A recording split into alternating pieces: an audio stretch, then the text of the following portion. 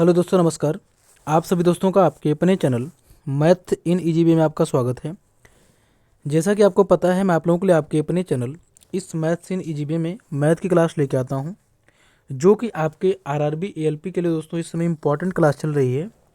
इसमें आपके 16 से 18 अक्टूबर के बीच जो आपका एग्ज़ाम होने वाला है, मतलब कि 16 से लेकर 18 फरवरी तक जो एग्ज़ाम होने वाले हैं, उसी को ध्यान में रखते हुए मैं आप लोगों के लिए इसमें इम्पॉर्टेंट क्वेश्चन करा रहा हूं। और इसमें जैसा कि आप देख रहे हैं, आज 11 तारीख है और इसी प्रकार से आपकी लगातार वीडियो आ रही है, जिसमें आपके 100% मोस्ट इम्पॉर्टेंट क्वेश्चन मैं लेके आ रहा हूं। तो आप लोग पूरी वीडियो लास्ट से जरूर देखें, और अगर आप लोग अभी तक चैनल को सब्सक्राइब नहीं किए ज़रूर कर लें, इससे कि आपको आने वाली सारी वीडियो मिलती रहे। तो चलिए हम क्वेश्चन को स्टार्ट करते हैं। If 2a plus B equal to 10 and 2ab equal to 9, then what is the value of 2a minus B. मतलब यदि 2a प्लस बी बराबर 10 है, 2ab बराबर 9 है, तो 2a माइनस बी का मान हमें यहाँ पे बताना है। तो चलिए इसको हम यहाँ पे सॉल्व करते हैं। कैसे करना समझिएगा ध्यान से।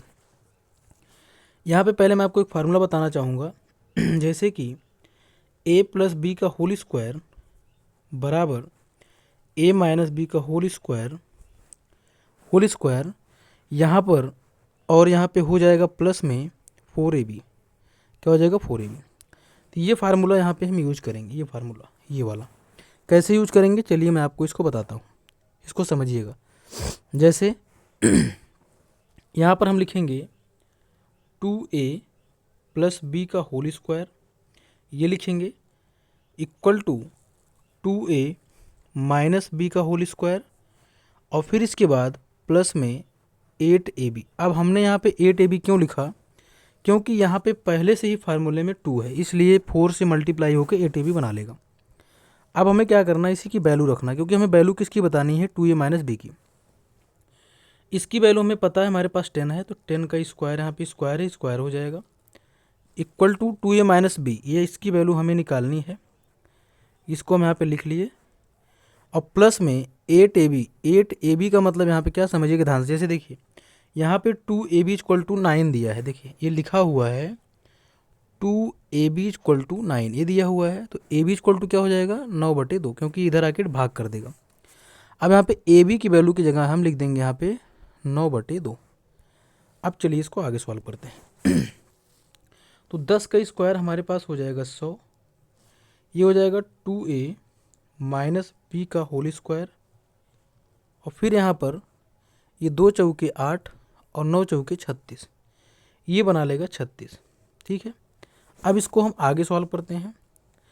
अब ये वैल्यू जो होगी 2a माइनस बी का होल स्क्वायर बराबर इस 100 हमारा जो ये लिखा जाएगा, और ये 36 इसमें से माइनस कर जाएगा, और यहाँ पे बचेगा क्या? अब इसको हम सॉल्व करते हैं आगे। आगे इसकी कंडीशन क्या बनेगी, चलिए इसको देखते हैं। यहाँ पे आगे जो कंडीशन इसकी बनेगी, वो कंडीशन हमारी होगी, यहाँ पर 100 से 36 माइनस होगा, इसकी वैल्यू हमारी हो जाएगी 64, और ये 2a माइनस बी बराबर स्क्वायर इधर आके बना लेगा रूट, 64 का वर्गमूल होता है हमारे पास 8। तो हमारा इसका जो आंसर होगा 2a माइनस बी का, इसका 8 बिल्कुल राइट आंसर यहाँ से हो जाएगा। इसी के साथ हम आगे चलते हैं। अगला क्वेश्चन क्या है, इसको देखते हैं। What is the volume of the cylinder with radius 15 cm and height 119 cm use pi equal to 22/7। मतलब इसमें यहाँ पे बोला हुआ है 15 सेंटीमीटर त्रिज्या और 119 सेंटीमीटर ऊंचाई वाले बेलन का आयतन हमें बताना है, जहाँ पे पाई का मान हमें 22/7 यूज करना है। ठीक है, तो बेलन का आयतन का फार्मूला हमारा जो होता है, ये होता है पाई आर स्क्वायर एच। दोस्तों मैं आपको बता दूं, इसमें केवल आपका मेन फार्मूला ही होता है। जैसे कि आपके 3D वाले क्वेश्चन जो होते हैं एडवांस वाले आपके, इसमें सब आपका मेन फार्मूला होता है। बाकी थोड़ा सा आपको स्ट्रक्चर इसका समझने की ज़रूरत होती है, जहाँ से आपको क्वेश्चन लगाने में हेल्प मिलता है। तो पाई की वैल्यू हम लिखेंगे 22/7। आर हमारे पास कितना है? त्रिज्या 15 है, तो 2 स्क्वायर लगा है, 2 बार लिख देंगे, 15 × 15। और यहाँ पर हमारी जो इसकी ऊँचाई है, ऊँचाई हमें दिया है, यहाँ देख सकते हैं त्रिज्या और ऊँचाई 119 दिया हुआ है। कितना है? 119। अब इसी को हम यहाँ पे सॉल्व करते हैं। तो इसको हम देखते हैं, ये हो जाएगा 7 21 7, 4 11 7 7 49। तो हमारी वैल्यू जो निकल के आई यहाँ पे ये बन गया 22 गुड़े 15 गुड़े 15 और गुड़े में 17। ठीक, यही तो बचा हमारा। अब इनको आपको क्या करना है, गुणा कर देना है। ये आपका आंसर यहाँ पे सेंटीमीटर क्यूब में आपको यहाँ पे मिल जाएगा। ये आपका क्या हो जाएगा, यहाँ पे आंसर इसका हो जाएगा। इसी के साथ हम आगे चलते हैं। अगला क्वेश्चन क्या है, आइए इसको देखते हैं। इसमें क्या बोला है, selling a chair at a 20% discount gives a 20% profit if the chair is sold at 30% discount find the profit percentage. मतलब ये कह रहा है एक कुर्सी को 20% की छूट पर बेचने से 20% का लाभ होता है। यदि कुर्सी को 30% की छूट पर बेचा जाए तो लाभ प्रतिशत यहाँ पे हमको बताना है कि लाभ प्रतिशत क्या होगा। तो पहली चीज़, एक चीज़ आपको ये ध्यान रखना है कि छूट हमें मिलती कहाँ पे है। छूट हमें हमेशा मिलती है एमपी पे। एमपी का मतलब क्या होता है, मार्क प्राइस। क्या होता है, मार्क प्राइस। तो यहाँ पर हम मान लीजिए इसकी हम मार्क प्राइस यहाँ पर एमपी इसकी हम ले लिए 100। क्या ले लिए, 100। ठीक है, 100 ले लिए। अब ये कह रहा है कि 20% की छूट पर बेचने पर, मतलब कि सेलिंग प्राइस हमारी जो होगी 100 पे 20% अगर छूट देंगे तो ये 80 इसको मिलेगा। कितना मिलेगा, 80 रुपये में बेचेगा। अब ये कह रहा है कि 80 रुपये में बेचने के बावजूद भी इसको 20% का लाभ हो रहा है। तो जो हमारा सीपी आएगा इस 80 में 100 से गुड़ा, 100 से गुड़ा और 120 से भाग, ये हमारा यहाँ से निकल के आ जाएगा सीपी। क्या निकल के आ जाएगा, सीपी। चलिए 0 2 पंचे 10, 2 छंगे 12, 2 तिहाई 6, 2 चौके 8, 40 और ये हो गया 4 पंचे 20। मतलब कि ये हमारा आ गया 200/3। क्या आ गया, 200/3। ठीक, अब यहाँ पे कह रहा है कि अगर वो 30% की छूट पर बेचा जाता, मतलब कि दूसरी सेलिंग प्राइस का कह रहा है, मान लो 30% की छूट, मतलब 100 पे अगर 30% का छूट दिया जाता तो 70 रुपये में बेचा जाता। तब कह रहा बताओ तो लाभ प्रतिशत उसको कितना होता, लाभ प्रतिशत कितना होता। तो यहाँ पर अब समझिएगा ध्यान से, इसका जो यहाँ पे नई सेलिंग प्राइस आई है वो कितना आ गई, 70 रुपये।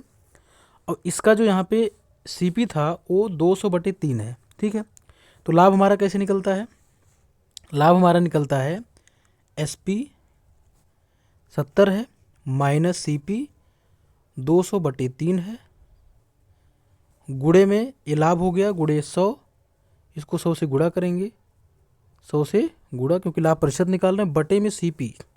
सीपी हमारा कितना है, 1 मिनट दोस्तों, पूरा कैंसिल हो गया। इसको हम फिर से थोड़ा सा करते हैं क्योंकि यहाँ पे जैसे कि इसको हम फिर से आपको बताते हैं। यहाँ पे क्या था, जैसे हमने क्या बोला, हमने यहाँ पे, चलिए यहाँ पे लिख लेते हैं, हमने एमपी लिया, मार्क प्राइस लिया हमने 100।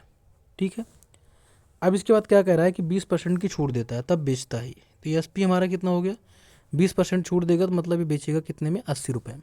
ठीक, अब ये कह रहा है कि ये जो 80 रुपये में बेच रहा है इसको, इस पर 20% का लाभ हो रहा है। कहने का मतलब जब सीपी निकालेंगे हम यहाँ पर, तो इस 80 को 100 से गुणा करेंगे, 100 से गुणा, और इसके बाद इसको हम 120 से भाग करेंगे। क्यों करेंगे, क्योंकि 20% का लाभ का मतलब 100 में 20 जोड़ेंगे तो 120 आएगा।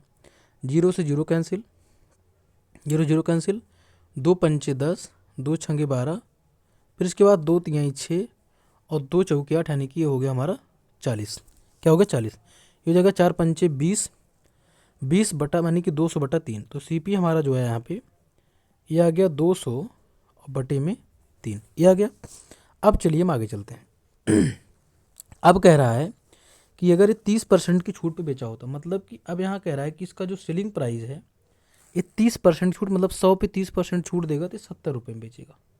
कितने में, 70 रुपये में। तब कह रहा है कि बताओ इसको लाभ क्या होगा, मतलब अगर ये 70 रुपये में बेचेगा तो इसको लाभ क्या होगा। तो लाभ हम जानते हैं हमारा क्या होता है, S P minus C P. S P हमारे पास 70 है और माइनस सी पी हमारे पास कितना आ गया है, 200/3। 200/3 इसको 100 से गुणा करते हैं और फिर इसके बाद इसको हम सीपी से भाग करते हैं लाभ प्रतिशत निकालने के लिए। अब समझिए ध्यान से, जब इसको 200/3 से भाग करेंगे तो इसका रेसिप्रोकल यानी उल्टा होगा, तो 300 और बटे में 3 बटे हमारा 200 हो जाएगा। कितना हो जाएगा, 200। अब चलिए इसको सॉल्व करते हैं। अब इसको जब सॉल्व करेंगे यहाँ पे तो 7 तरीके 21, 210 में से 200 जाएगा, ये हमारा 10 आ जाएगा और बटे में 3 गुणे में 100 और फिर गुणे में 3 बटे में 200। अब यहाँ पर 3 से 3 कैंसिल, 100 दूना 200 और 2 पंचे 10, मतलब कि ये हमारा इसका जो प्रॉफिट होगा ये कितना होगा 5% का। जब ये 30% का डिस्काउंट दे करके बेचेगा तो इसको यहाँ पे 5% का प्रॉफिट यहाँ पे देखने को मिलेगा। इसी के साथ हम आगे चलते हैं। अगला क्वेश्चन क्या है इसको देखते हैं। यहाँ पे बोला है इफ साइन ए बराबर 3/5 then calculate the value of cos A plus tan a -1। यदि साइन ए की वैल्यू 3/5 है तो cos A plus tan a -1 का मान हमें यहाँ पे बताना है। तो इसमें आपको ट्रिपलेट समझिएगा ध्यान से कैसे। जैसे ही हमारा हो जाता है ट्रायंगल, क्योंकि जैसा कि आपको पता है कि हमारा जो ट्रिग्नोमेट्री होता है ये हमेशा राइट एंगल ट्रायंगल पे काम करता है, ठीक है। तो राइट एंगल ट्रायंगल हो गया, हमने ए इसको मान लिया। अब यहाँ पे कह रहा है कि साइन को होता है लंबटे कर्ण। क्या होता है लंबटे कर्ण? तो लंब हमारा हो गया 3 और कर्ण हमारा हो गया 5। 3 5 4 का ट्रिपलेट होता है, ये हो गया। अब हमसे वैल्यू किसकी पूछा हुआ है? हमसे वैल्यू पूछा है कॉस से होता है आधार बटे कर्ण, तो आधार 4 हो गया, कर्ण 5 हो गया, तो ये हमारा हो गया 4/5 प्लस लगा है tan का होता लंब बटे आधार यानी कि 3/4, ये हो गया। और फिर इसके बाद यहाँ पे -1, इसको हम लिख लेते हैं 1/1, ठीक है। अब इसको आगे सॉल्व करते हैं। 5 4 1 का लासा हमारे पास आएगा 20 और 5 से 20 को भाग करेंगे, 5 चौक 20, 4 चौके 16 हो गया और प्लस में 4 पंचे 20, 5 3 15 हो गया और माइनस में 1 20 में 20, 1 के 20 हो गया, ठीक। अब इसको आगे सॉल्व करेंगे, कंडीशन क्या बनेगी यहाँ पर 16 और 5 16 15 6 5 11 31 हो गया हमारा, 31 - 20 और बटे में हमारे पास हो गया 20 और 31 से 20 जाएगा हमारे पास आ जाएगा 11, तो 11/20 हमारा इस क्वेश्चन का यहाँ पे बिल्कुल राइट आंसर यहाँ से हो जाएगा। कितना हो जाएगा? 11/20। इसी के साथ हम आगे चलते हैं। अगला क्वेश्चन क्या है आइए इसको देखते हैं। इसमें क्या कह रहा है? यहाँ पे कह रहा है 2 उम्मीदवारों के बीच हुई एक चुनाव में 72% मत प्राप्त करने वाला उम्मीदवार 572 मतों के बहुमत से निर्वाचित होता है। सभी मतों को वैध मानते हुए डाले गए मतों की कुल संख्या यहाँ पे हमको बतानी है।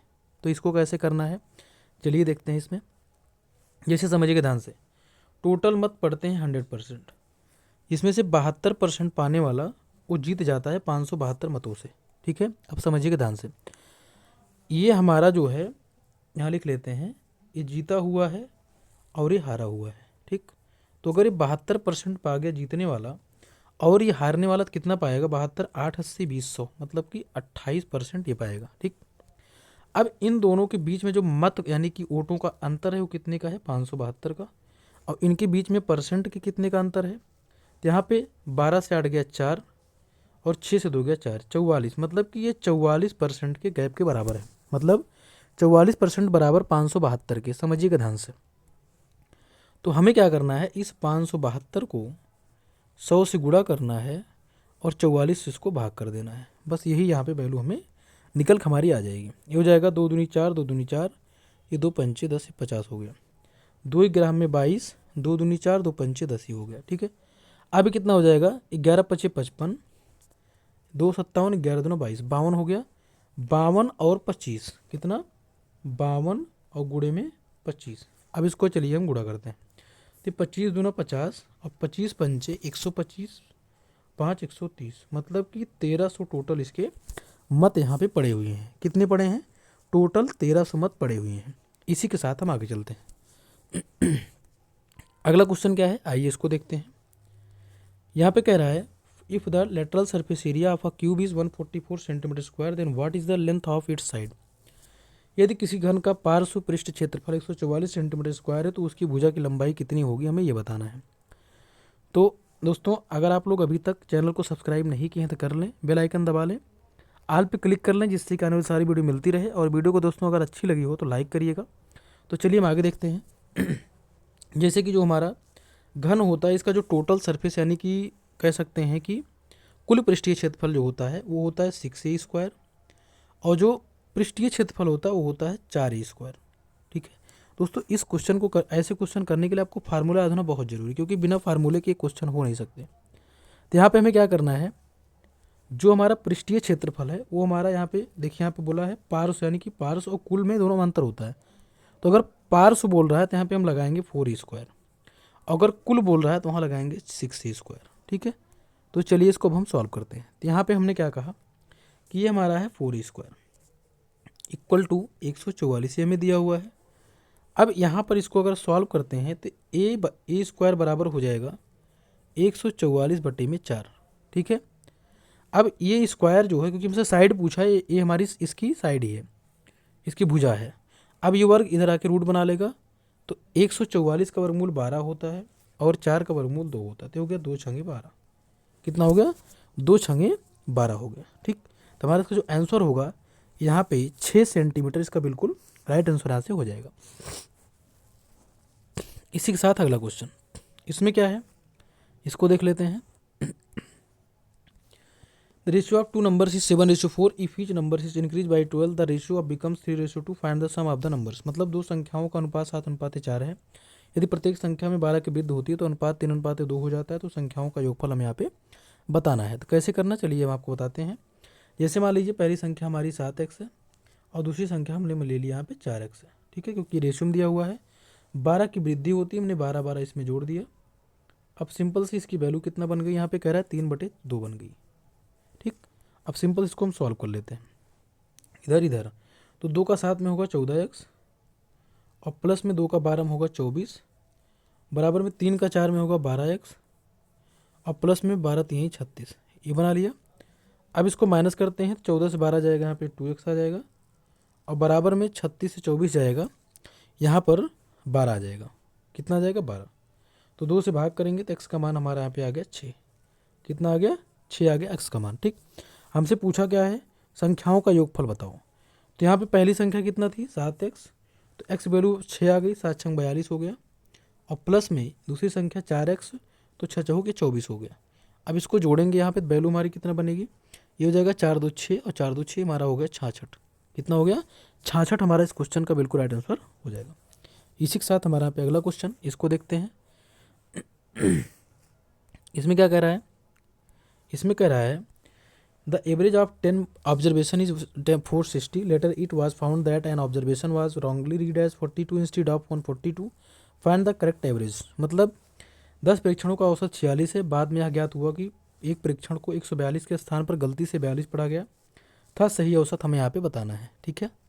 अब यहाँ पे सिंपली हमें करना क्या, समझिएगा ध्यान से। पहले इनका आपको गुणा कर देना है, 46 को 10 में आपको गुणा कर देना है। ठीक है। तो यहाँ पे जब 46 को 10 में गुणा करेंगे तो हमारा आ जाएगा 460। क्या बना लेगा? 460। अब समझिएगा ध्यान से, ये हमारा इसका जोड़ आ गया। जब हम संख्या से उसके औसत को गुणा करते हैं तो हमारा उस पूरी संख्या का योग आता है। अब यहाँ पर फिर बोला है कि 142 के स्थान पे 42 लिखा गया। कहने का मतलब कितना कम लिखा गया? 100 कम लिखा गया, क्योंकि लिखना था 142 जोड़ना था लिख करके, लेकिन उसने 42 लिख के जोड़ दिया। तो दोनों के बीच का अंतर कितने का है? 100 का। मतलब ये 100 हमारा कम जोड़ा गया, तो इसमें हम क्या करेंगे? 100 जोड़ देंगे। और अब इसके बाद इसको जब जोड़ देंगे 460 और 100, ये हो जाएगा हमारा 560। कितना? 560। और कितने के परीक्षण है? 10 के परीक्षण। मतलब 560 को हमें 10 से क्या करना? भाग करना है। 560 को हमें क्या करना है? 10 से भाग करना है। अब हमारा इसका सही परीक्षण यहाँ पे निकल के, यानी कि औसत निकल के आएगा। 0 0 कैंसिल, मतलब हमारा जो सही औसत है इसका वो कितना है? 56। इस क्वेश्चन का बिल्कुल राइट आंसर यहाँ से हो जाएगा। अगला क्वेश्चन क्या है, इसको देख लेते हैं। यहाँ पे क्या बोला है, इसमें बोला हुआ है when a number is divisible by 14 the remainder is 9। If the square of the same number is divisible by 14 then the remainder will be. जब किसी संख्या को 14 से विभाजित किया जाता है तो शेषफल 9 प्राप्त होता है। यदि उसी संख्या के वर्ग को 14 से विभाजित किया जाएगा तो शेषफल यहाँ पे क्या होगा, ये हमें बताना है।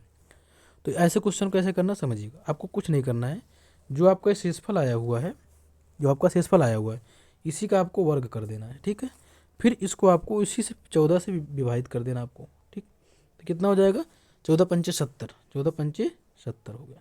अब इसको हम माइनस करेंगे तो ये हो जाएगा 1 से 0 गया 1 और 8 7 गया 1, मतलब कि 11 हमारा इसका शेषफल आएगा। कितना आएगा? 11 हमारा शेषफल इसका आएगा। तो आज के लिए इतना ही। बाकी अगर आप लोग चैनल पर नए हैं और वीडियो अच्छी लगी हो तो लाइक कीजिएगा और चैनल को आप लोग जरूर सब्सक्राइब करें, जिससे कि आपको आने सारी वीडियो मिलती रहे। और मैं आपको बता दूँ, जैसे कि आपको पता है कि आपके एनटीपीसी और आपका दोस्तों ग्रुप डी की भी वैकेंसी आ चुकी है। तो इसकी भी क्लास आपके इस चैनल पे बहुत जल्दी स्टार्ट होने वाली है। तो जैसे कि आपको ये भी क्लास आपको मिल सके और आपको एग्ज़ाम में हेल्प मिल सके, तो आप लोग उसके लिए भी चैनल को जरूर सब्सक्राइब करें। बाकी तो आप जो हमारे दोस्त ये ALP का एग्ज़ाम 16 से 18 तक देने वाले हैं, उनके लिए वीडियो बहुत ही हेल्पफुल है। और ये आपकी ये जान लीजिए कि इसमें मैं वही क्वेश्चन लेके आ रहा हूँ जो आपके एग्जाम पॉइंट ऑफ व्यू से 100% मोस्ट इंपॉर्टेंट है। तो आज के लिए इतना ही, बाकी मिलते हैं नेक्स्ट वीडियो में। नमस्कार।